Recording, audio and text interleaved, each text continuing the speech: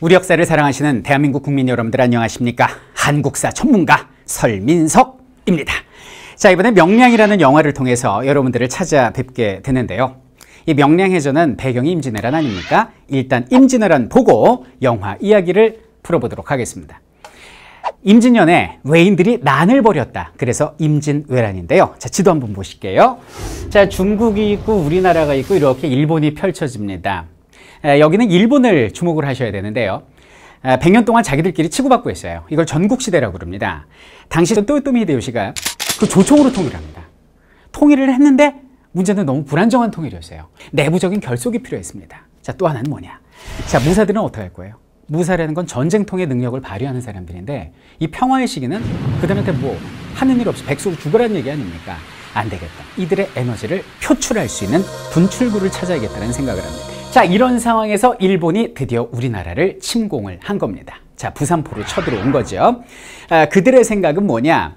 조선에서 힘 빼겠다 그런 거 필요 없어요. 속도전으로 재빠르게 서울까지 치고 올라가서 선조임금을 인질로 잡는 겁니다. 그래서 그를 볼모 삼아서 군사들을 모아, 그리고 군량미를 모아, 그래가지고 총알바지로 조선인들을 앞장 세우고 이제 중국으로 쳐들어가려고 했던 거죠. 근데 세상에 우리 선조가 상상도 하지 못한 업적을 남기시죠. 한양을 버리고 위주로 도망을 갑니다. 서울에 딱 와봤더니 임금이 없는 거예요. 일본인들은 여기서 멘탈의 붕괴가 옵니다. 왜 그럴까요?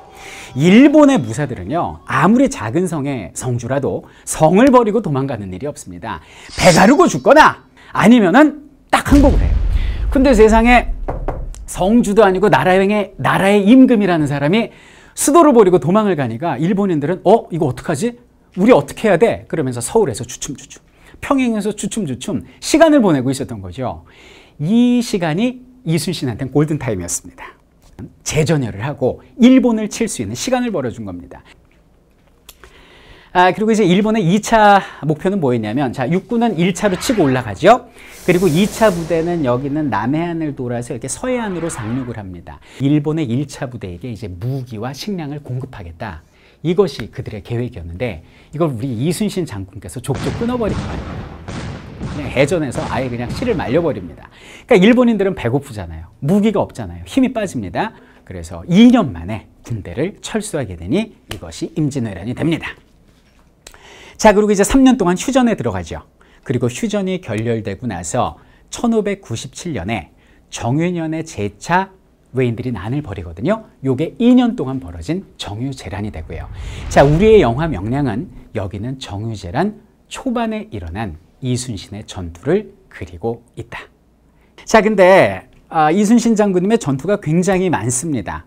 그런데 왜 하필이면 김한민 감독은 포커스를 명량에 맞춘 것일까요? 그것은 그 전에 있었던 이순신 장군의 전투 스타일을 보면 이해가 됩니다. 자, 여길 보시죠.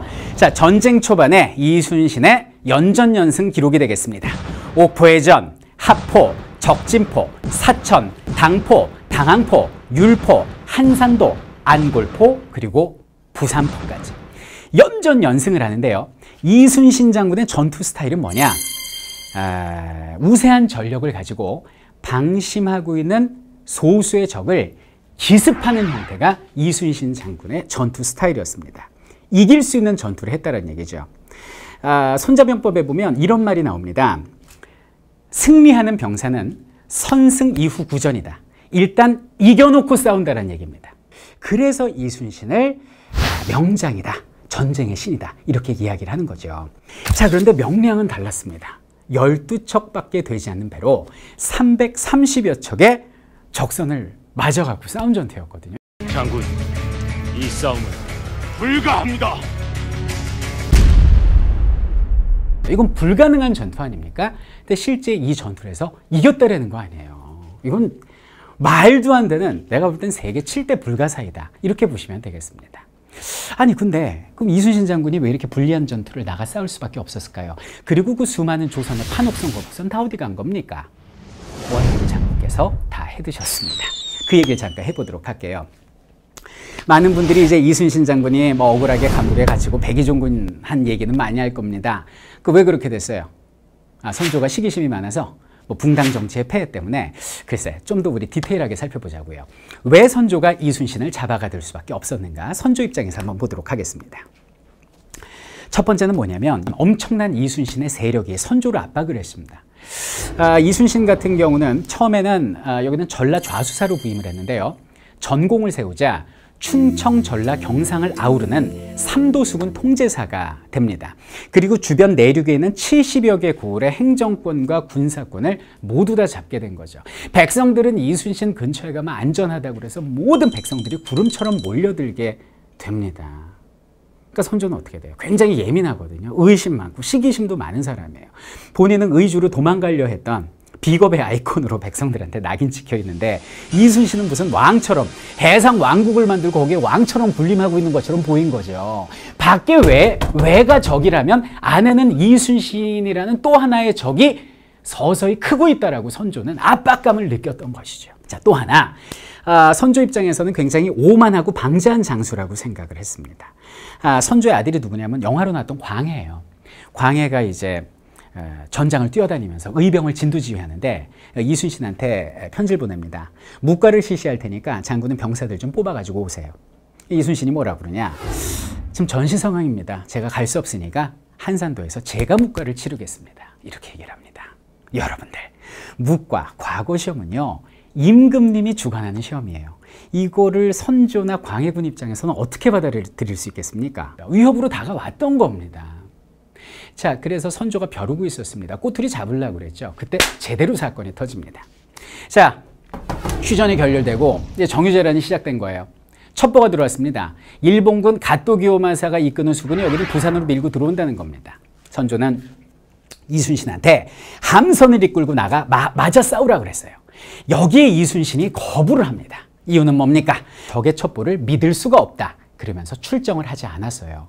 근데 문제는 뭐냐면 정말 갓도기요마사가 치고 들어온 거예요. 그래갖고 우리나라에 상륙을 해버립니다. 전세가 불리하게 된 거죠. 선조는 불같이 노합니다. 이순신을 죽이라고 그래요. 전시에 항명하는 군인은 사형이거든요. 그래서 이순신 장군이 끌려 올라가서 고문을 당하시고 감옥에 갇히시고 백의종군을 당하신 겁니다. 자, 그럼 새로이 삼도수군 통제사로 온 게 누구냐? 원균이었습니다. 원균 처음에 큰 소리 쳤어요. 내가 가면 부산포 가서 외놈들 쓸어버리겠습니다. 그리고 딱 왔는데 어려움에 처하게 됩니다. 왔더니 막상 와봤더니 이순신 말이 맞는 거예요. 부산포는 너무나 위험한 지역이었어요. 자, 임금은 나가 싸우라고 그러지 나가면 죽을 것 같지. 그러니까 안 나가고 머뭇머뭇한 거예요. 그러니까 임금의 명령을 받은 도원수 권율 장군이 와서 왜 안 나가는 거야? 이거 엎드려 그래가지고 부하 장군들 보는 앞에서 그냥 곤장을 때려버리는 거 아닙니까? 오늘날로 따지면요, 합참의장이 해군 참모총장 엎드려 뻗쳐 시켜놓고 몽둥이 찜질한 거하고 똑같아요. 지금 전시 상황에 뭐예요? 그럼 우리나라 수군의 사기는 뭐가 되겠습니까? 그래서 원균 장군은 어쩔 수 없이 이제 출정했다가 부산 칠전량 바다에서 대패한 거 아닙니까? 선조는 생각했습니다. 원균이 패했어? 우리 조선 수군이 강한 게 아니라 이순신 장군의 지도력이 뛰어났던 것이구나. 안 되겠다. 이순신을 다시 내보내야겠다. 장군, 내 무슨 할 말이 있으리요? 내 무슨 할 말이 있으리요? 나라를 위해 싸워주시오라고 얘기를 합니다. 자, 나라는 이순신을 버렸지만 이순신은 나라를 버리지 않습니다. 알겠습니다, 전하. 그러면서 삼도수군 통제사로 다시 왔어요. 왔더니 세상에 12척 남은 게 답니다. 선조가 조심스럽게 편지를 보내옵니다. 장군, 좀 승산이 없을 것 같으니 육군하고 합쳐서 싸우면 어떻겠어? 권율 장군하고 힘을 합치시오라고 얘기를 합니다. 이때 이순신 장군이 불후에 명언을 남기시죠. 아직 신에게는 12척의 배가 남아있사옵니다. 자, 승산이 없는 전투입니다. 이순신 장군님도 사람이다 얼마나 두려웠겠습니까? 근데 영화에서 그는 이렇게 말씀하십니다. 두려움을 용기로 바꿀 수만 있다면. 그리고 병사들을 모아놓고 이렇게 말씀하시죠. 병법에 이르기를 반드시 죽고자 하면 살고 반드시 살려고 하면 죽는다 하여도 또 한 사람이 길목을 지키면 1000명도 두렵게 할 수 있다 했는데 이는 오늘의 우리를 두고 이른 말이다. 두려움에 맞서는 자 역사를 바꿀 것이다 라고 말이죠. 저는 시나리오를 읽었는데요, 굉장히 감명 깊었습니다. 마치 제가 417년 전으로 돌아가서 그 진도 앞바다 산 위에서 백성들과 함께 실제 전투를 바라보는 듯한 착각을 느꼈습니다. 자, 그날 그 현장에서 과연 어떻게 우리가 승리할 수 있었을까요? 영화를 통해 확인해 보도록 하겠습니다. 12척의 조선대, 330척의 왜군, 역사를 바꾼 위대한 전쟁이 시작됩니다.